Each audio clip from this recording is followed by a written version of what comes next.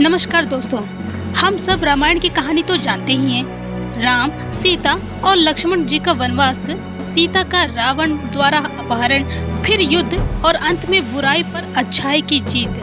हर साल दशहरा इसी विजय का उत्सव भी है। लेकिन क्या ये कहानी इतनी सीधी है? शायद नहीं, क्योंकि आज भी हमारे देश में ऐसे मंदिर हैं जहां रावण की पूजा होती है। मध्य प्रदेश, उत्तर प्रदेश, राजस्थान और आंध्र प्रदेश तक के जगह जगह लोग रावण को लंकाधीश और विद्वान ब्राह्मण कहकर याद करते हैं।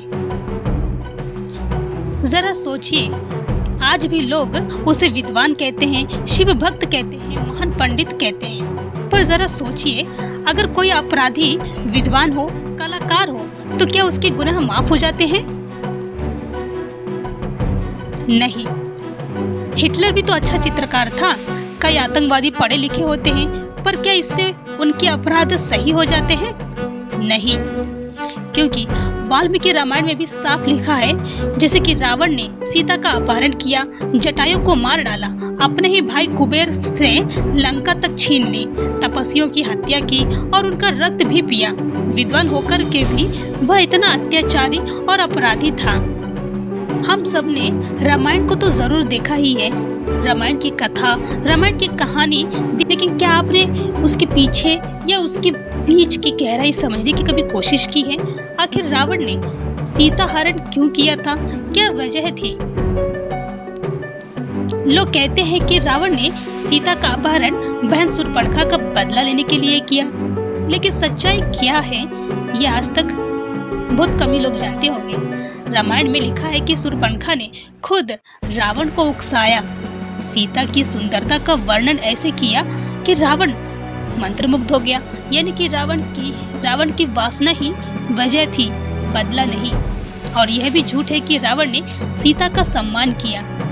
उसने बार बार धमकाया, 2 महीने में मेरी बात मानो वरना मौत का सामना करो। क्या यह सम्मान है? तो इस पर आप क्या रखते हैं अपनी राय? कमेंट में जरूर बताएं। आगे की कहानी हमें यह भी बताती है कैसे 2 भाई, जो एक न्याय के साथ देता है तो दूसरा अपने भाई का कुकर्म में साथ देते हैं। कुंभकर्ण जानता था कि रावण गलत है, फिर भी उसका साथ दिया और अपराध में साझेदार बन गया। लेकिन विभीषण, उसने कहा अन्याय का साथ मत दो और राम का साथ चुना।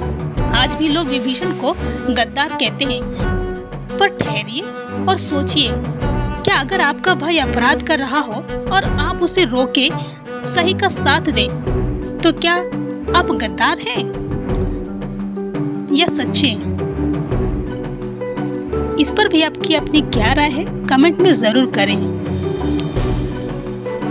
इतिहास गवाह है, कभी माँ अपने अपराधी बेटे के खिलाफ खड़ी हुई है, तो कभी किसी ने अपनी संस्था ही गलत हरकतें उजागर की।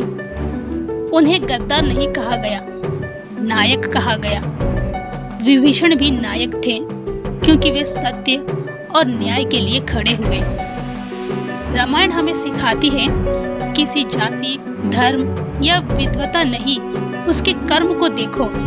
रावण विद्वान तो था ही, लेकिन उसके कर्म बुरे थे। विभीषण ने परिवार छोड़ा, लेकिन सच का साथ दिया। दोस्तों, बुराई चाहे कितनी भी ताकतवर क्यों न हो, उसका अंत तय है, और सत्य का साथ देने वाला कभी गद्दार नहीं होता। क्या रावण सच में अच्छा था? अद्भुत रामायण में भी रावण को एक शक्तिशाली शिव भक्त और विद्वान शासक बताया गया है। एक सच्चा खलनायक वह होता है जो पूरी तरह से दुष्ट हो, जिसमें कोई भी अच्छाई ना हो। लेकिन रावण एक महान ज्ञानी, भक्ति और शक्ति से संपन्न व्यक्ति था।